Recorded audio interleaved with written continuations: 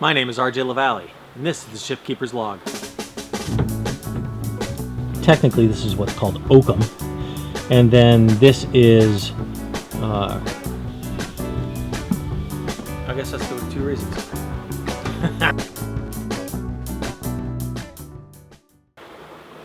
All right, so what's been going on Amistad since we got the cover on? You can see we got the anchor chain locker out of the way. All the anchor chain on the deck because some volunteers, Mary and Mike and Jack, have been reefing these seams.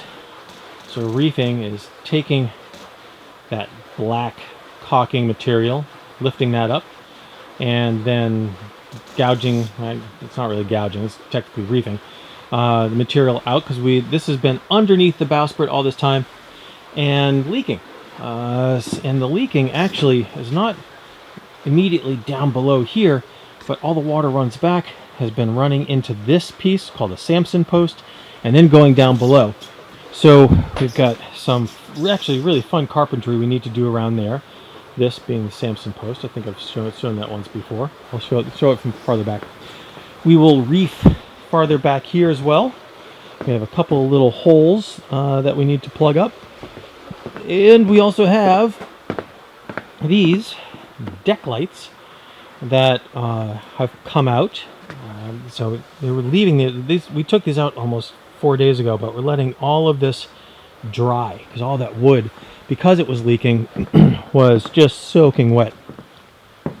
We also took out the port lights. You may have seen at the deck light some holes around it, just like this port light. These holes, those holes were holding screws to keep it all in, as you see on here too, as well as this hatch cover. Deck lights over here. Whoa, why is that not in focus? There we go. Now it's interesting, what you can see on this deck light is, there we go. There we go, get down low. And you'll see there's the black layer there. It's called TDS, or teak decking system, which is a polysulfite, I think it's a polysulfite material that seals what's down below, which is called oakum, which is a fibrous natural product that is pounded into what's called a caulking seam, which one side of the deck is flat or square, and then the other side is cut at an angle to allow a space to hammer that material in. And when we do it, we'll up front, where we've already reefed it, we'll do a video on that and I'll show you how that's done. So you see at the very, very bottom, the wood is actually kissed together, and then it opens up into the caulking seam.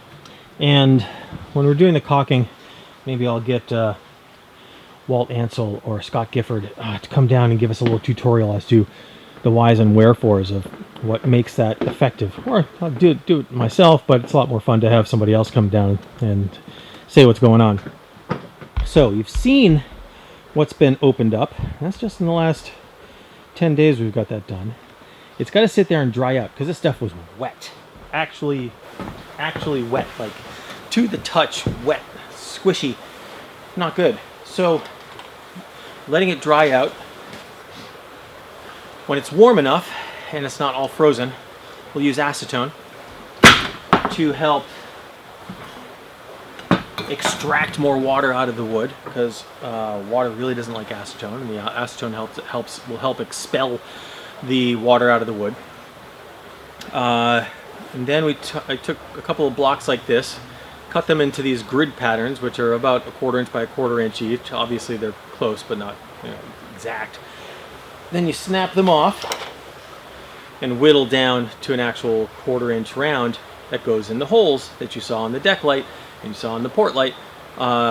So that helps ensure that fresh water doesn't intrude into already existing space, that the next screws that go in have something very strong and substantive to bite into, and to do our best to ensure that in these spaces, it's a very dynamic environment. A wood boat flexes and moves a lot, even though you're not going to see it. A gap of 1/64 of an inch is going to be Niagara Falls of fresh water down below. And that's what we have in a lot of spaces around here. In fact, it's not even 64th of an inch, much smaller than that. 1/128th of an inch is easily enough for water to get through. Basically cracks that you can't see, water is going to get through. So where we know water is coming through, and where we've best been able to figure out how and where it's going, and getting down below, doing all of that over the course of the next 2 months to make sure it's as watertight as possible. And then we're going to undertake some really, really big reconstruction work, not this winter, but next winter. But with everything buttoned up and watertight up above, that gives us that opportunity to address those issues. So with that, that's I think, yeah, it's a busy 10 days, and we've got more to come. So as soon as we start caulking, I'll show you that, and there's much more to happen here in the Shipkeeper's log. Talk to you soon.